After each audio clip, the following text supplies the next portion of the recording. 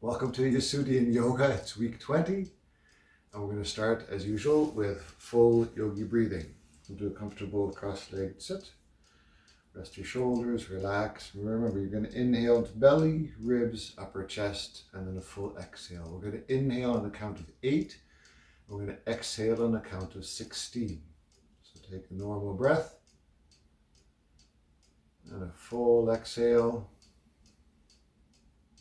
And inhale slowly for 1, 2, 3, 4, 5, 6, 7, 8. Exhale 1, 2, 3, 4, 5, 6, 7, 8, 9, 10, 11, 12, 13, 14, 15, 16. Inhale 1, 2, 3, 4, 5, 6, 7, 8. Exhale 1, 2, 3, 4, 5, 6, 7, 8, 9, 10, 11, 12, 13, 14, 15, 16. Inhale 1, 2, 3, 4, 5, 6, 7, 8. Exhale 1, 2, 3, 4, 5, 6, 7,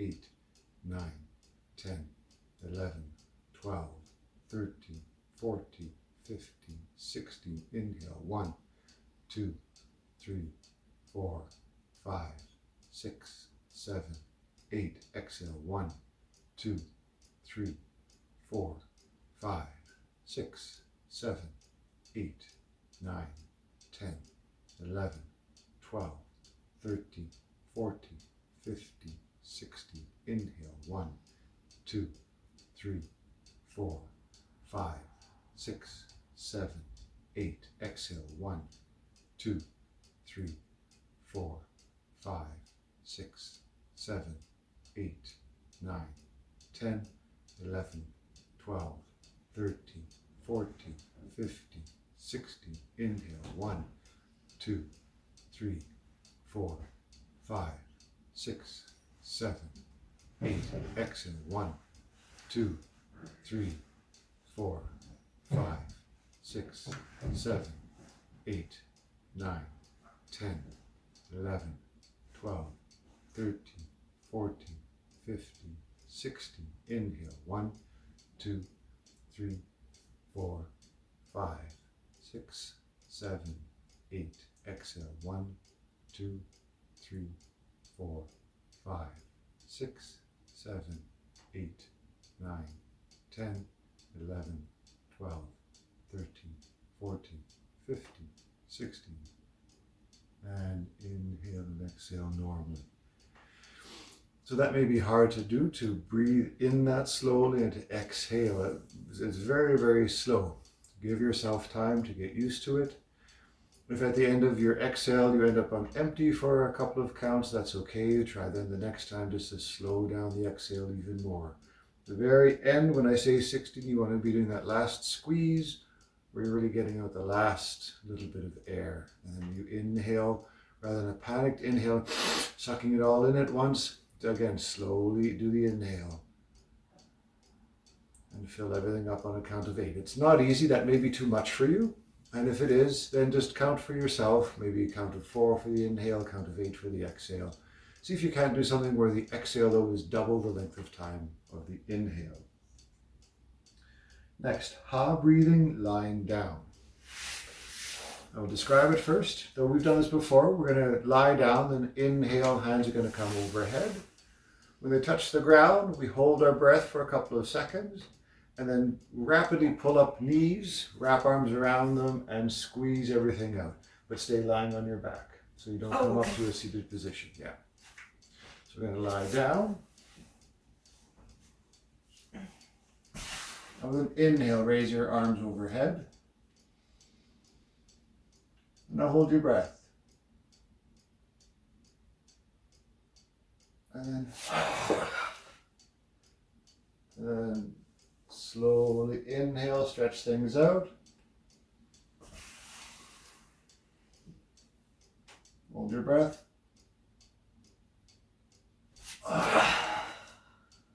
One more time. Slow inhale.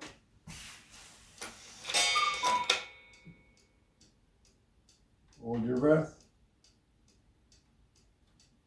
You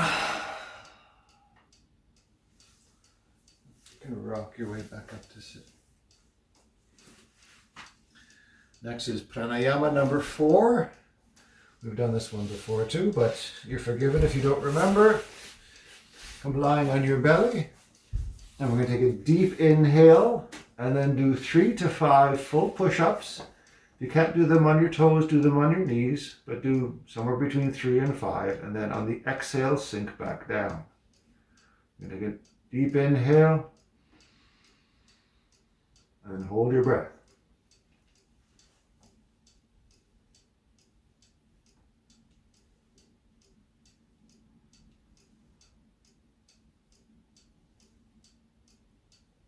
Exhale after your last one on the way down. And then we rest.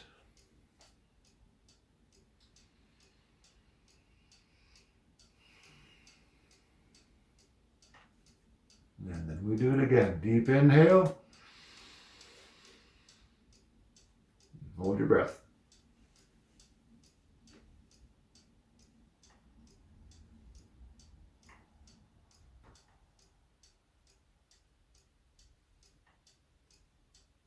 And exhale. You normally try not to hold your breath by squeezing in your throat. Do it by keeping your lungs open and the diaphragm down.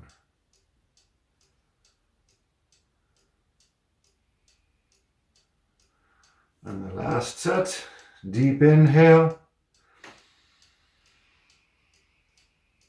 And hold.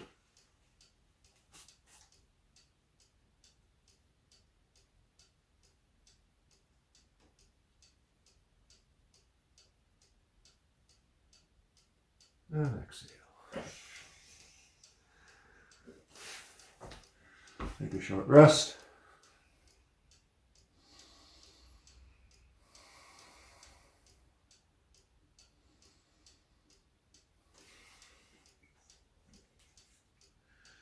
Next is Sirshasana. That's the headstand.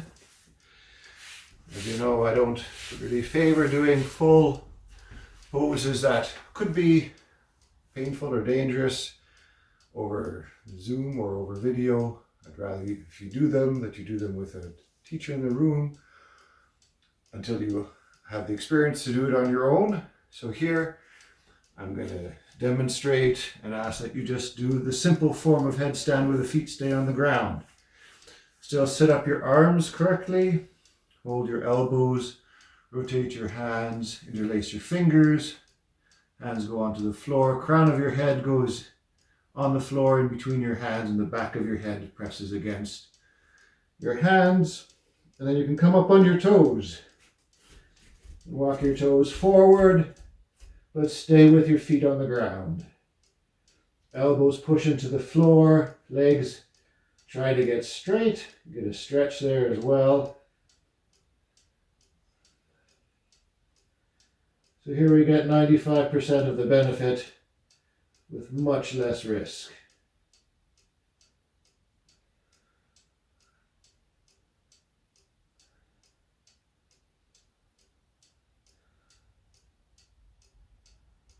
And come down, stay low. Take a breather down here.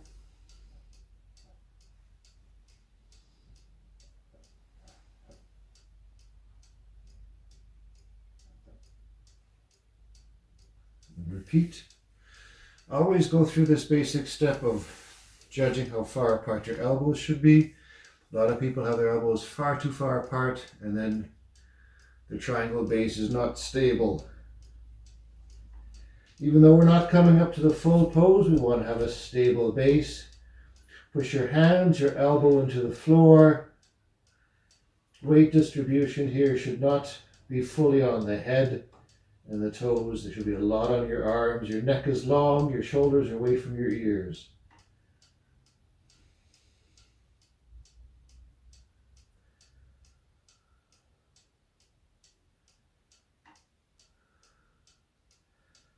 Come down. Stay down low for a moment.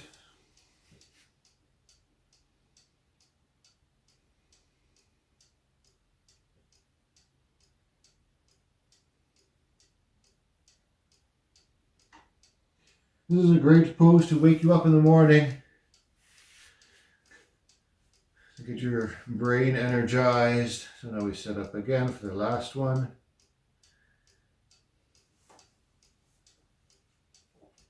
And up.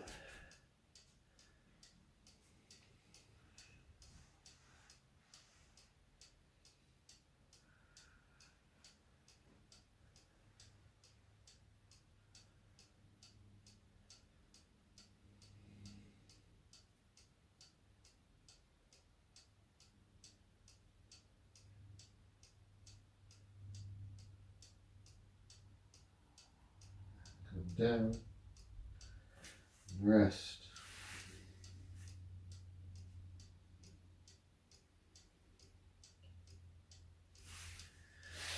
So if you do ever want to come up into a full headstand, you do that on your own or in a yoga class, you'll know that you're ready when you can do this and you can drag your toes over, your hips over your shoulders to the point where there's no pressure on your toes at all. So your feet are still in contact with the ground, but there's no weight on them. And then they can just float up. If you kick your feet up, you are not ready for headstand. And what you need to work on is openness in the armpit and the shoulders, because what's happening is you can't get your body over your shoulders because of tightness here. So that's just my tip for headstand if you ever want to do that full version, either in a yoga class or by yourself. Next, Supta vajrasana. We're in the perfect position for that. Just separate your knees a little bit, your heels a little bit, so your hips can come down towards the floor. And then this might be enough for your knees and for your thighs, or you can start leaning back.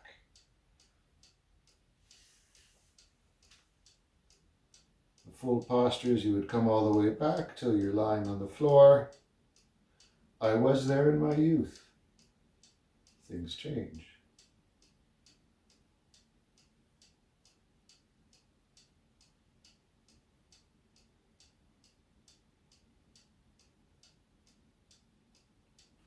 And because we're doing 3 of these, feel free to do the first one so that is relatively more comfortable. You're feeling the stretch in your thighs, but you're not straining it. You're not trying to get all the way down. And push your way back up. Come forward to take some of the pressure off your thighs, but also off your ankles.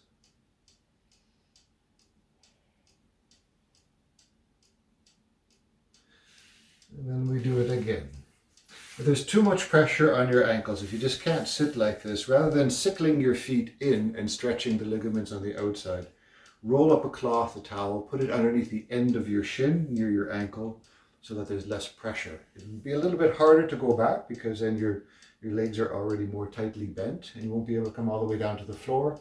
But slowly, while you wait for your ankles to loosen, you can get a less uncomfortable stretch in this position.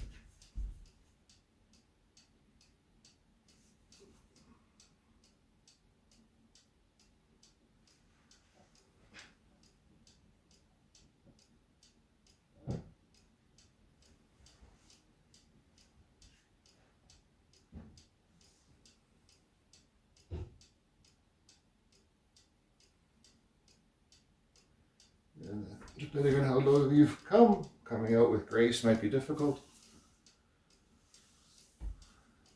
Take the pressure off your ankles and off your thighs, rest for a moment.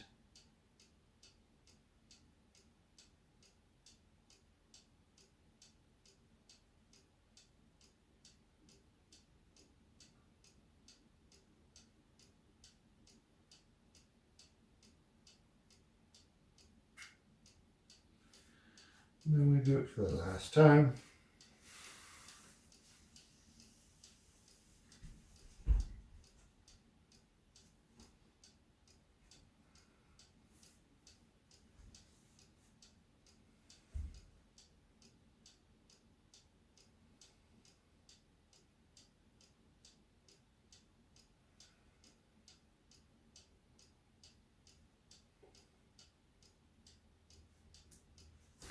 work your way back up. Take this short break.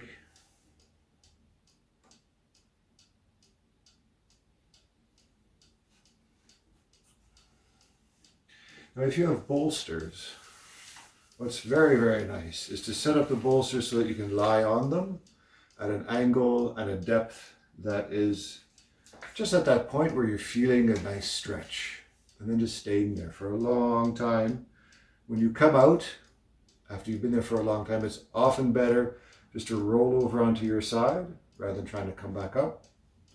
Got to remember that often it's when we come out of the yoga poses that we injure ourselves, not when we're in them or when we are doing them. It's when we think, oh, we're done, now I can come out. And we come out without form and without thinking about what we're doing. Next is Uddiyana bandha. That's that breathing exercise, seated. So we've already done this one standing, so we now have lost the prop of sort of bending forward. We have to do this all just thinking about the actions that we are engaging in. There's going to be a very deep inhale, then an equally deep exhale, and really all the air has to go out. And then you're going to release the tension, and that's going to pop your rib cage up, pop your diaphragm up into your lungs, and you're going to get a lifting feeling through the abdomen region. So deep, deep, deep inhale, and squeeze everything out. At the end, release that diaphragm tension.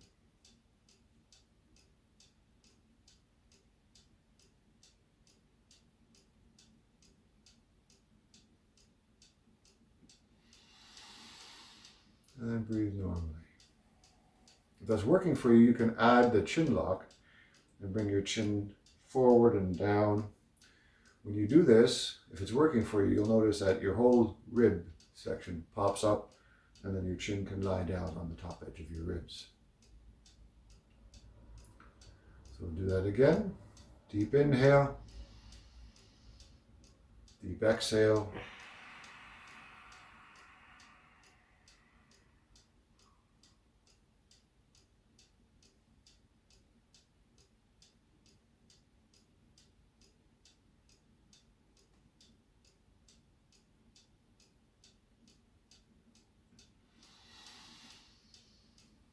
And release.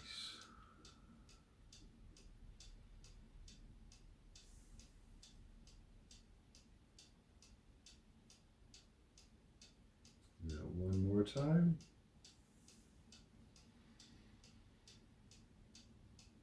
Big exhale.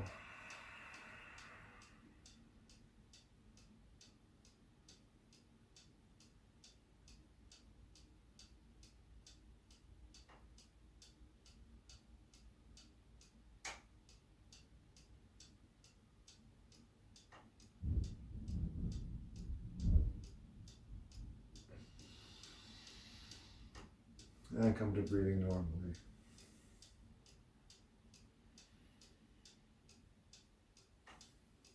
Next one is Dhanurasana Bow Pose. Supta vajrasana was a preparation for that. We stretched out our thighs. Now we're going to stretch out the entire front of the body and get a shoulder stretch in it as well. Lie down, reach around, grab your right ankle, grab your left ankle. And then lift everything off the ground. 5 deep breaths.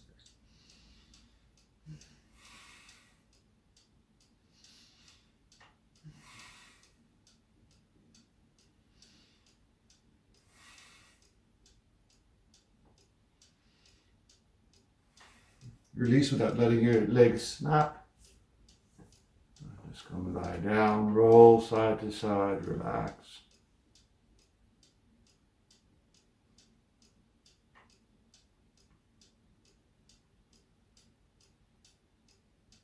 And repeat.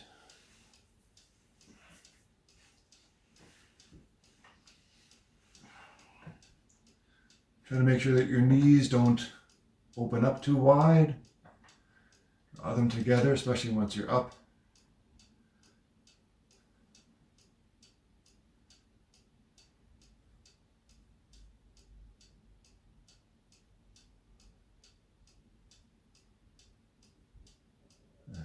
release.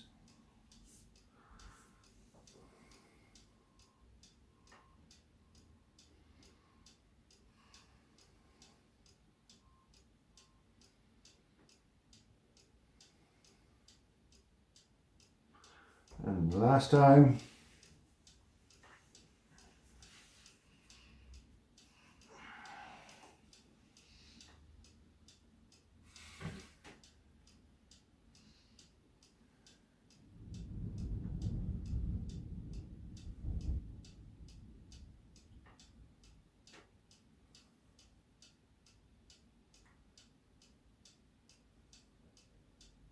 And release.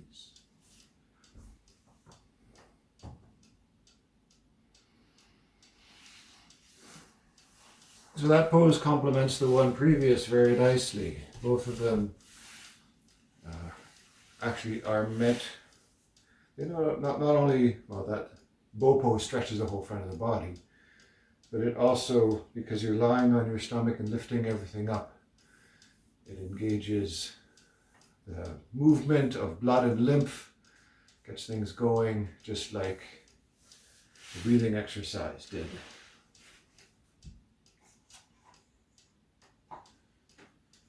So last, before the meditation and Savasana, is Viparita karani. We've done this before. It's the very lazy candlestick pose. The hands hold the hips, upper back is rounded, and your feet are up at some sort of an angle, whatever works for you. They're all the way overhead. That's sort of a lazy V angle.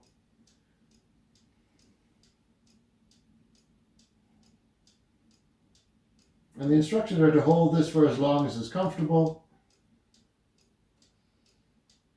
and then to do it 3 times in a row, so that you don't watch our backsides for too terribly long. We're just going to do 3 short ones on the video, but you feel free to do it for as long as you want when you do this at home on your own.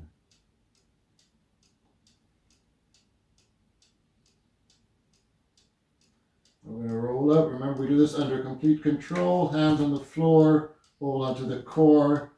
Hips come down slowly, head stays on the ground. And then the legs completely straight, come all the way down.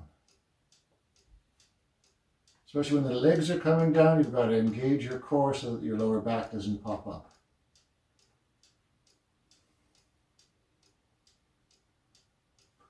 And we repeat this.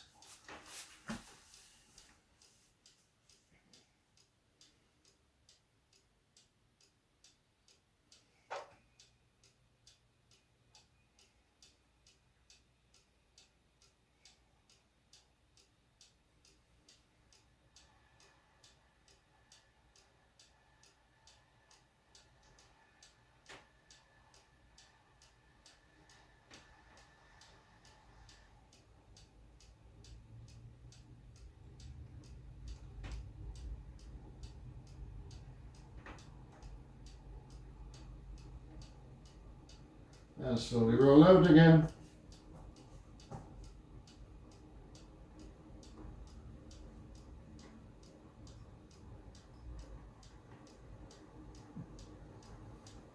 And rest.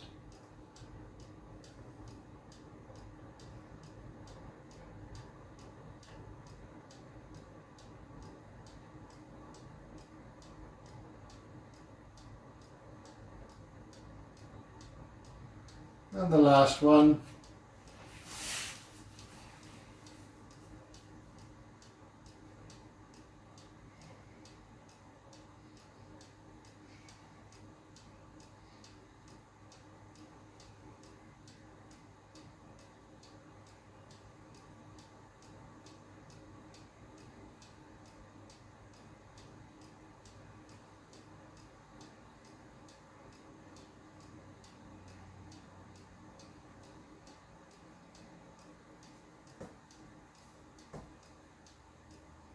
And then slowly roll out.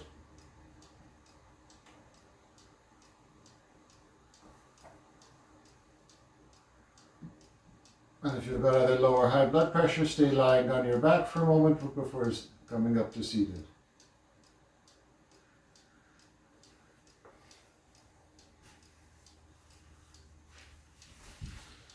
So that exercise not only relieves the heart of having to pump blood down and up from the legs again, it also relieves the veins that are in your lower legs from the pressure of the blood that's being forced down and back up again. But it also encourages blood flow to the glands of the neck, the goiter, or the thyroid glands, and the throat area. Has many benefits. Okay, so we're going to close off with 10 minutes of meditation and 10 minutes of corpse pose. You don't need to see us sitting here in silence, not moving for 20 minutes. So we're going to wish you, I guess it's Christmas Day, isn't it? Boxing Day, I think. Boxing Day. Anyway, we're recording this early so that we can post it on the appropriate day. It's going to be posted on Sunday, which is today, because that's the first time we're going to watch it. Namaste. Thank you very much. And we shall see you again. Bye-bye.